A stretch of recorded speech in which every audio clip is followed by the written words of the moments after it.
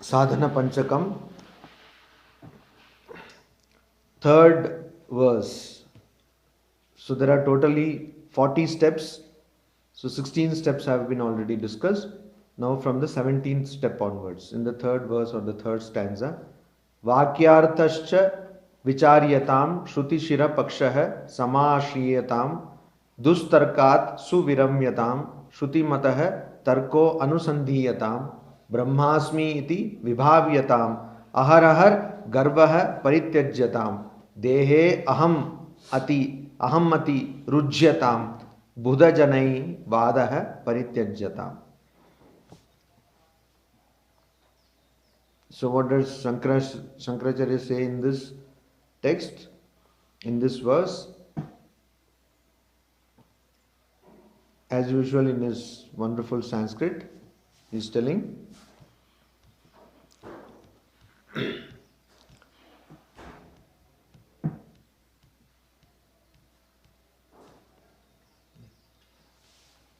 Vakyarthascha vicharyatam. In the previous verse he said that we have to properly samakarnyatam. We have to properly listen to the Shruti or the text, Mahavakyas. Now he says Vakyarthascha vicharyatam. After listening to the Mahavakyas, you have to also analyze the meaning of Mahavakyas. Just listening doesn't help. Shruti shirah pakshah samashriyatam. And also Shruti shirah pakshah. Follow the arguments of Shruti, Vedas. First analyze the meaning. The moment you start analyzing the meaning, automatically you would want to follow the line of argument. Tattvamasi. Why tat? What does tat mean? What does tvam mean? How are they same? Tattvamasi means you are that. How are they same? So analyze the meaning of the Mahavakyas and also follow the line of argument or the reasoning, logic of the Shrutis. Dustarkat suviramyatam. Now there are something called vitanda, kutarka, etc. Means argument for the sake of argument. If somebody is telling you something, you will just try to quash everything, try to reject everything that person says. So if somebody tells you that this is the thing, then you will say, no, it is not like that. So with such people you cannot hold a conversation, because whatever you say, there are many people like that. We find them in daily life. Their main objective is not to listen to what you are talking about. Their main objective is to just reject your statement. So if you say something, they will already they will be thinking what to say, what to reply. And they will say, if you say that, oh, you see, I went to Himachal Pradesh and there I stayed in this. Oh, how did you stay in the hotel? There is no hotel there. But I stayed in the hotel there. No, you should not, there is no hotel. So if somebody says, no, such a thing happened while I was flying an aircraft, then that person says, how can it happen? It is not possible. And mostly such people are all ill-informed. They don't know what they are talking about, but they will simply talk. So that is called kutarka, means wrong argument. Here it is called duhtarka, means fallacious argument. So he says that you follow the argument of the Shruti and then give up this kind of fallacious argument. Give up this kind of wrong argument. You give it up. You don't have this type of argument. Distorted reasoning. Why distorted reasoning? Because it does not follow the basic hypothesis which scriptures believe. Scriptures say that this body is unreal. How do we know that this body is unreal? We see it all the time. It is constantly changing, etc., etc. So this body is unreal. Now if you say, no, this body is real. Now what can one tell you? If you think this body is real, then you are going against the basic hypothesis of the scripture. Not only that, you are going against the reason. How can you tell that this body is real when this body is actually unreal? When you see it changing, when you see it getting destroyed, how can you say? So that is why all these things will only waste time. Why we should not do? Because it is only a waste of time. You keep on fighting. You are fighting with whom? You are fighting with yourself. When you become old, you will die. All of us will die one day. So that is not going to change. Whatever your line of argument may be, this is going to be there. So you are wasting your time in engaging yourself in false reasoning, wrong reasoning. So instead of doing that, you just follow the reasoning of the Shrutis, which is also not illogical. Then Shruti mataha tarkaha anusandiyatam. First you analyze the meaning of Mahavakyas, then you follow the reasoning of the Shrutis, analyze it, then you give up false reasoning.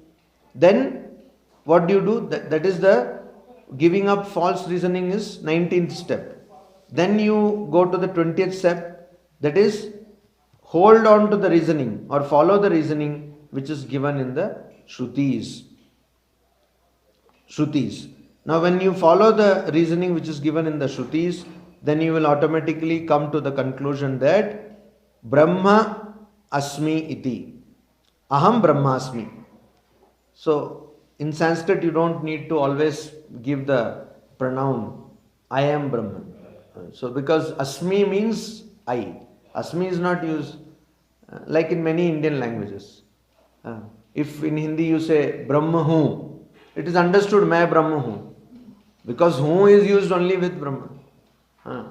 So like that, Brahmasmi. That means I am Brahman. Iti vibhavyatam. Meditate that you are Brahman. So if you, now why you meditate on that fact that you are Brahman? If you just think that you are Brahman and don't follow the logic given in Shrutis, then you will think that this body is Brahman. Or you will think that this mind is Brahman, which will be a ridiculous thing to believe. Because it is not true. Anything that is going to get destroyed cannot be Brahman. Mind is destroyed every day. When you go to deep sleep, there is no mind. So it is destroyed. So how can a thing which is destroyed every day be something which is real? It cannot be real. It is not permanent. Similarly, body is changing all the time.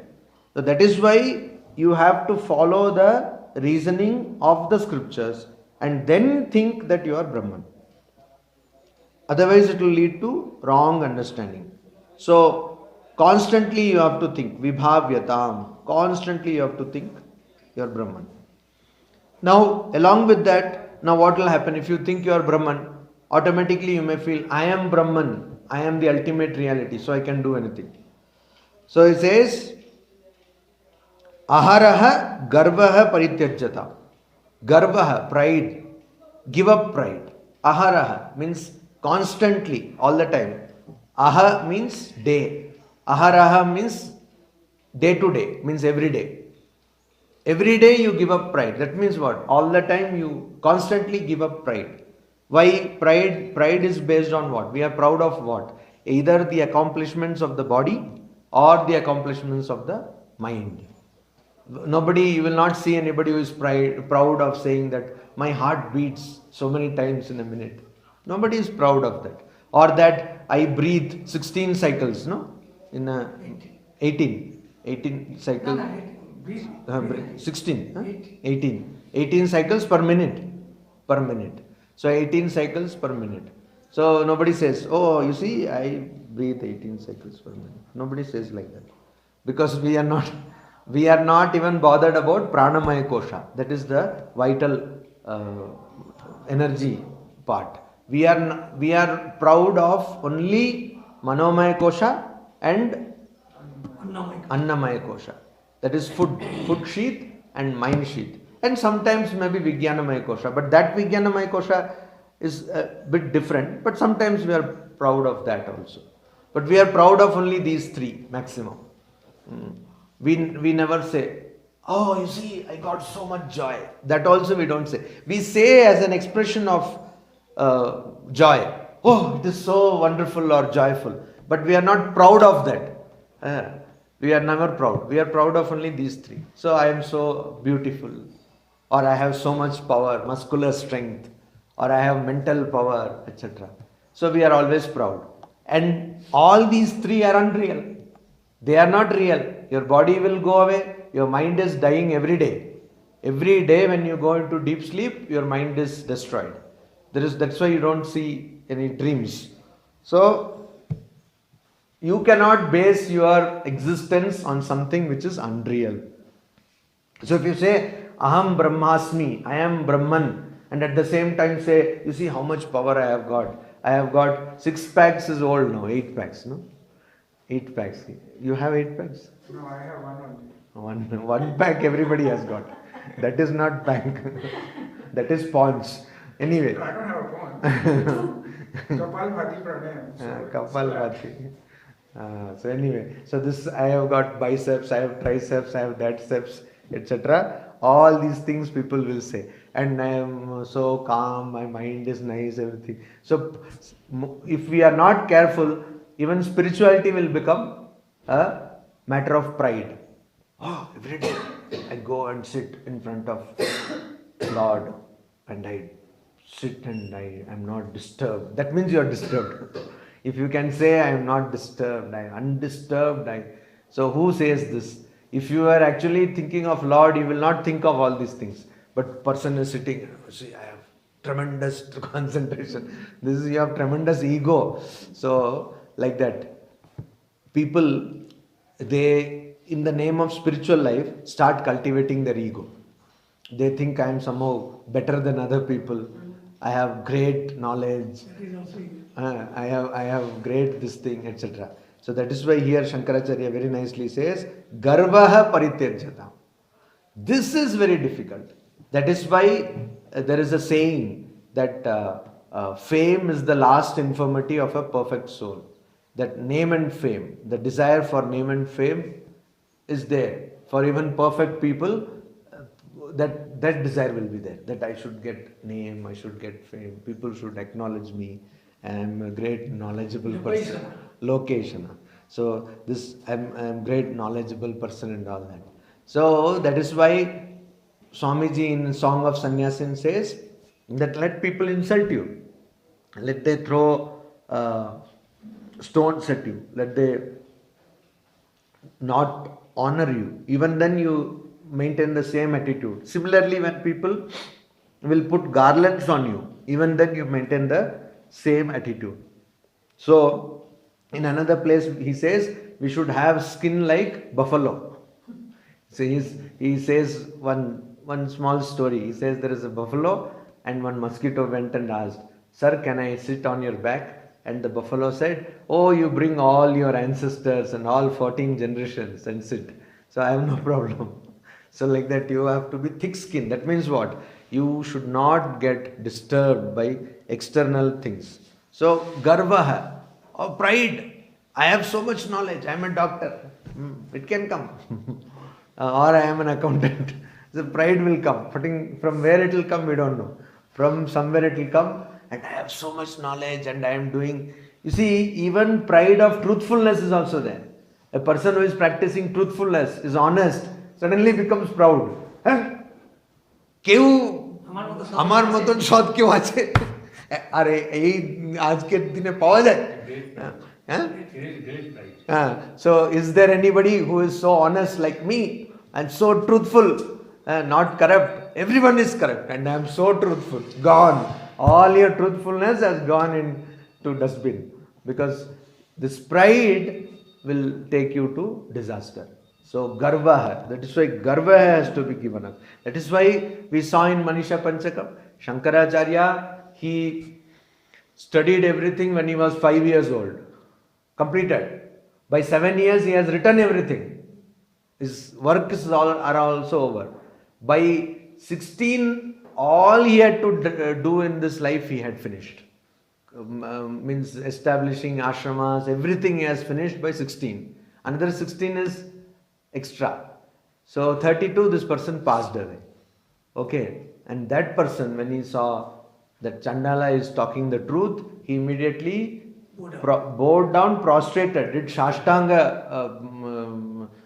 Namaskara to that Chandala. So that means what? He does not have pride. So pride, if you have, then it is difficult. In Sri Ramakrishna's life we see, he went and he used to go to Panchavati and remove his sacred thread and sit. So Hridaya asked, Mama, what are you doing? You're removing your sacred thread. What is this? He said, no, this Brahmin pride I should not have. So afterwards Hridaya also went and he also removed his sacred thread and sat. So there is a proverb in Tamil.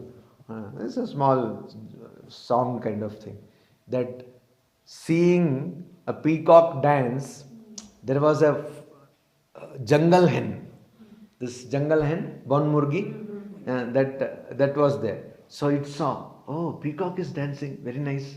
So I can also dance. So jungle hen will have only this much, small some tail will be there. And with that tail it also danced. So like that, seeing Sri Ramakrishna, Hridaya also thought, I will also do. So that is what happened. Anyway, but that, and then he goes to the latrine or the toilet of all these people and wipes that with his hair, Sri Ramakrishna. You see, this we don't understand this. All we think is Sri Ramakrishna was there in that room in Dakshineshwar and he was just, everybody used to come and he used to give lectures. That he was sitting, reclining on a pillow, etc. So that is not the true story. The true story is so many other things are there. So this ahankara has to be given up. This garva, pride has to be given up. Dehe mati rujyatam. And this consciousness with body. So ahankara has to be given up. That is the 22nd step. And 23rd step is identification with the body. So identification with the body. I am not the body. Difficult is an understatement. I am not the body. So dehe mati rujyata. If that is the cause of all problem. You see, all our world, this world which we see of name and form, is there because we think we are the body. If we have this idea that I am not the body, then even if food is not there, no problem. Even if money is not there, no problem. If somebody scolds you, you are scolding my body, scold. If somebody beats me also, no problem. People will be confused because somebody is beating somebody and that person is laughing. They will think something is wrong. Even people who don't know anything about spirituality will be confused because they will think maybe somebody is coming to beat me. See, that is what they will think. If you are beating a person and that person is smiling, that person will think, oh, maybe some don is coming to beat me now. That is why this fellow is smiling. So like that there was, there was this one great foolish person and he was going on a bridge and suddenly one big goon, he came and stopped him. He said, where are you going? So I said, why? You cannot go like that. Then he drew a circle there. And he said, you stand in this circle. If you come out of this circle, then I will beat you. Then he was standing. And then this person was looking around and he is trying to, bully other people also. So he's a goon. So, gunda. So when he was doing that, this person is laughing now and then. So then he was coming in a car, this foolish person. So this goon started beating the car. It's a big costly car. He started beating that car. And he broke the car's bonnet. And this person is laughing. Then he said, why are you laughing? I am breaking the bonnet of your car. Then he broke the windshield of the car. Then this person started laughing, ha ha ha ha, loudly. Then he broke the door, window, everything, and this person was laughing so much. Then he got fed up. He said, hey, I am breaking your car, why are you laughing? He said, you did not notice how many times I came out of the circle.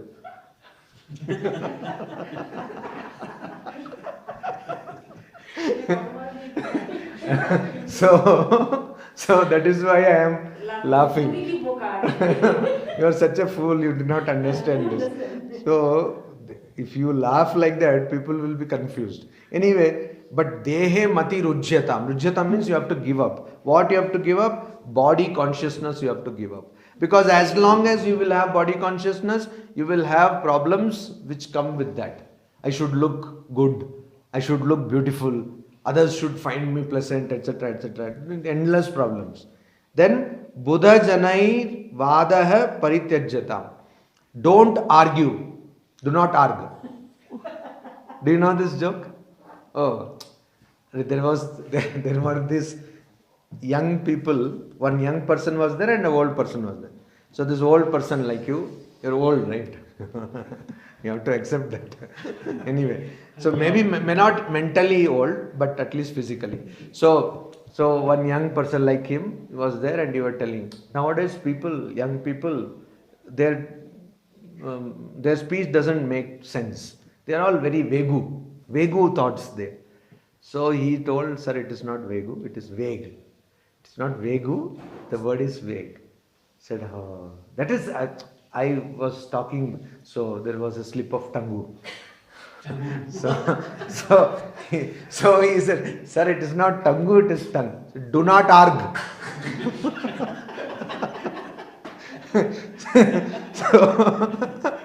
So you should not argue with Buddha Janaihi, with wise people. So why you should not argue? Because in Gita also it is told, Pariprashnena Sevaya. When you see a person of knowledge, you see, suppose person like Abdul Kalam.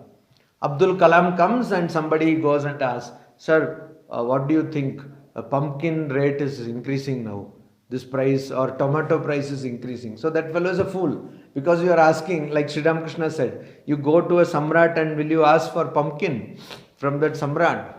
You should ask what? You should ask something great. So we go to God and ask for give me this, give me that. Instead ask to get rid of this whole bhava bandhana, coming to this world, repeated birth and death. So similarly, Buddha Janaihi Vadaha Parityajyatam. You should not argue with wise people. Why? That person is wise. So that person is wise. Once somebody went to a Swami and asked a question. And that Swami answered. And this person who asked the question said, but Swami, like this, it is not like this, it is not like this. He is a senior Swami of our order. So that Swami said, you see, you came to me to ask the question. I did not ask you to ask question. So if you have come, then why did you come to me? And if you have come to me, then listen to what I am saying. So why do we call some people wise people? Because they have some realization. They have some experience. So the best thing you can do is take advantage of that experience. Instead of harassing that person, instead of telling that person that you should do like this, you should do like that, you take advantage of what that person has. And so we should know what to ask these people. Instead, what people do, they come to this wise person and continuously they, like you are a doctor. Somebody comes to, Doctor Sahab, you have given this, but you could have also given this. The doctor will be angry. And they will say, Are, you are a doctor or I am a doctor? Who is the doctor? Like there was a person who was taken to the operation theatre. And then after operation theatre, the doctor said the patient has died on the operation theatre table. Then the stretcher came out and the patient got up. And he said, but doctor, I have not died. I am alive. I am not died. He said, you are the doctor or I am the doctor? Who is the doctor?